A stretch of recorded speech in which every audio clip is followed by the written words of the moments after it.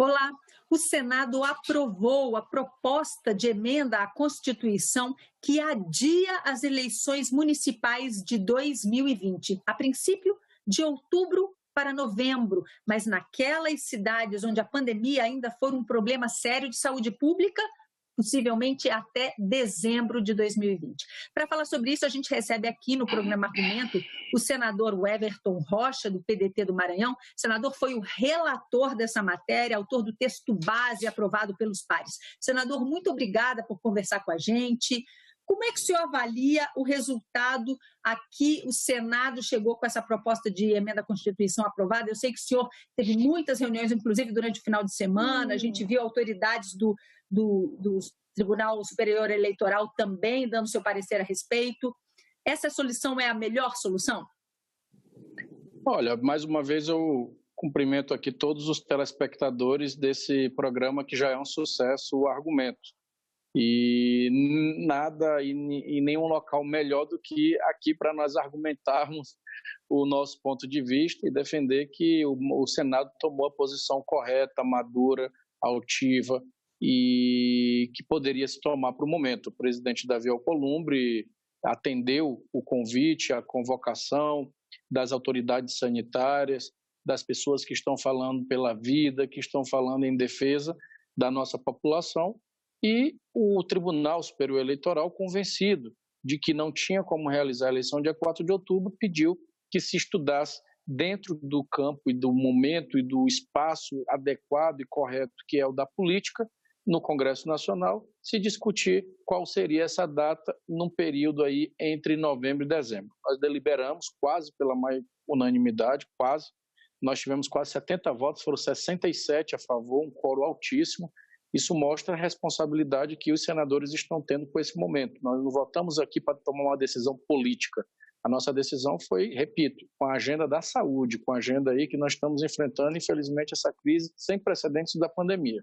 Então, decidimos para o dia 15 de novembro, primeiro turno, segundo turno, 29 de novembro, e dando essa opção ao tribunal em casos caso a gente tenha alguma elevada taxa de contaminação e descontrole por conta do Covid-19, se for necessário suspender e prorrogar a eleição até dia 27 de janeiro, está dada essa condição para que se remarque proporcionalmente em lugares onde for necessário. Você falou 27 de janeiro ou 27 de dezembro? Desculpa, eu vi mal. 27 de dezembro. E por que esse limite do dia 27 de dezembro? Porque a Constituição ela nos dá, os originários, os constituintes originários, eles deram a periodicidade do voto e do mandato. E o mandato encerra dia 31 de dezembro dos prefeitos e vereadores. Então, eu coloquei lá no limite do limite.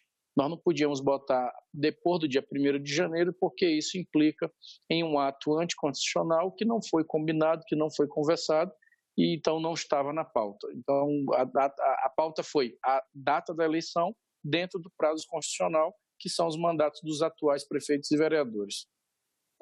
No prazo constitucional é que, para mudar isso, precisaria de uma nova constituinte, porque essa proposta já é de mudança à Constituição, não é isso, senador? Isso, seria uma nova constituinte, isso é cláusula pétrea, nós não temos condição nenhuma de mexer nela, e é o que eu tenho dito. Vamos supor que dia 27 de dezembro chegue e, infelizmente, não tenha como realizar a eleição no Brasil. Não pode ser os políticos oferecer uma solução de prorrogação. Quem vai ter que oferecer essa solução é o próprio judiciário, é a própria sociedade, são os próprios médicos, como assim o fizeram na questão da data. Isso terá não só legitimidade, mas condição de se resolver, até porque uma possível solução dessa teria que ser um grande acordão da República, não só uma vontade do Congresso Nacional. Então, o Congresso foi até o limite da possibilidade legal feita por um parlamento. Como é que ficam, por exemplo, os prazos para outras etapas da eleição? Registro da candidatura, as convenções, a propaganda política partidária, tudo isso também corre prazo diferente agora?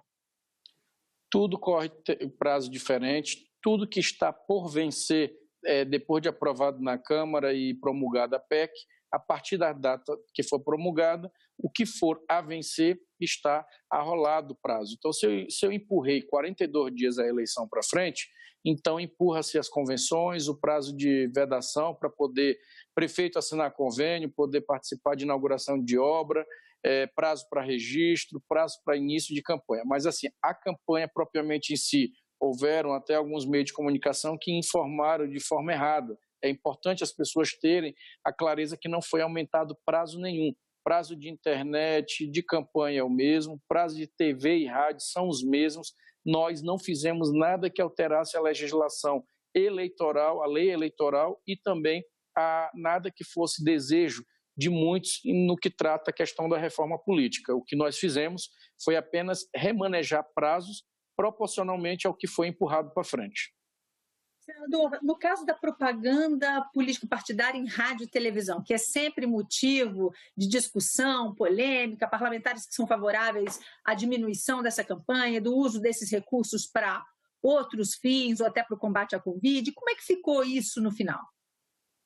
Não, tudo vai ficar como existe, como está hoje. Tá? Nós não mudamos nada na regra. Primeiro porque isso se trata de uma lei eleitoral, do que rege a lei eleitoral. Então, qual é hoje o melhor caminho para ajudar, por exemplo, em uma das críticas que tem grandes sobre o fundo eleitoral, a utilização dele? É cada cidadão pedir ao seu parlamentar que criticou o fundo eleitoral, pedir para ele abrir mão da sua parte que ele tem direito da utilização desse fundo. Primeiro, é a primeira resposta concreta que cada um pode dar. Quem não concorda com ele, já poder não usar e devolver. Porque uma das questões maiores que nós temos de crítica aqui dentro da casa é essa, porque muita gente fica no discurso dizendo que não quer, e aí, na prática, seus partidos utilizam e financiam as eleições lá na ponta.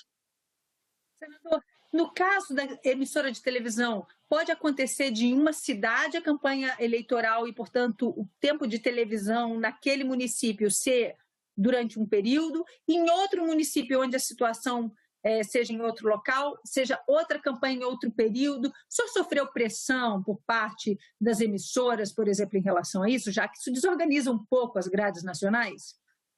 Não, a regra é a mesma no primeiro e segundo turno. Aonde houver alteração de data, suspende-se proporcionalmente, a própria Justiça Eleitoral vai determinar o período que ficou faltando de campanha para que o município, aonde tiver geração de programa de TV e de rádio, adapte a sua nova mídia daquele momento. Mas isso serão exceções. Nós estamos falando aqui da regra geral, que está mantida todas iguais no mesmo período. Essa autorização para que o TSE passe a tomar decisões empodera mais o Tribunal Superior Eleitoral? Pelo contrário, lá as normas elas são normas administrativas operacionais.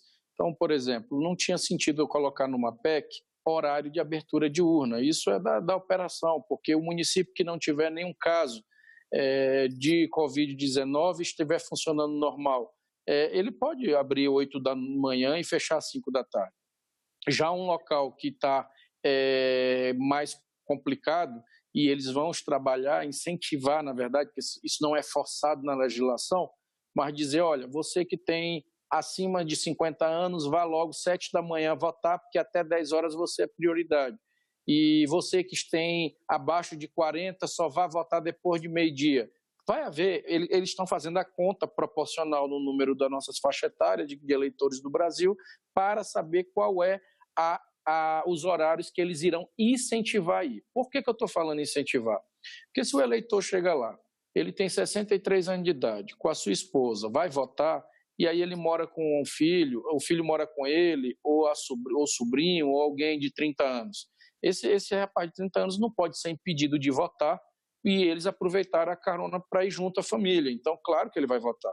Agora, quem puder ir só à tarde para não estar aglomerando e dando essa segurança para esse cidadão, que em tese é um cidadão potencialmente de risco, claro que isso vai dar educação e dar conscientização que nós iremos fazer durante o pleito. Senador, sua expectativa é de aprovação também na Câmara dos Deputados e de uma pronta promulgação dessa PEC? Olha, eu tenho dito que a Câmara e o Senado têm cumprido papéis importantes e responsáveis perante a nação. Eu faço esse, claro, desejo que dê tudo certo, mas quem vai poder realmente dizer que vai dar certo, que vai aprovar e promulgar, eu digo que vai, se aprovar. Agora, aprovar é somente os deputados. O sistema é bicameral, eles têm total independência, o Senado já fez o seu papel. O presidente Davi Alcolumbre foi muito rápido, célere, deu total condições para que eu pudesse trabalhar e fazer com que esse relatório fosse homenageado e reconhecido por todo o mundo, não só jurídico, mas pela sociedade civil e organizada por todos, e isso faz com que chegue à Câmara um trabalho sério, feito com muitas mãos, com muita luz, com muita democracia e com muita seriedade. Repito, não foi uma decisão política que o Senado tomou, foi uma decisão a favor da vida, foi ouvindo médicos, especialistas. Se fosse para discutir política, a gente estava no dia 4 de outubro, até porque é a data que estava marcada e que nós estamos acostumados sempre a enfrentar a urna e sempre enfrentar o bom debate. Senador, muito obrigada por essa conversa. Nós conversamos neste programa Argumento com o senador Everton Rocha, do PDT do Maranhão, senador que foi relator da proposta de emenda à Constituição já aprovada pelo Senado, que prevê o adiamento das eleições municipais de 2020 para os dias 15 e 29 de novembro, primeiro e segundo turno. A você que nos acompanha, mais uma vez, obrigada por estar com a gente. Até a próxima. Tchau.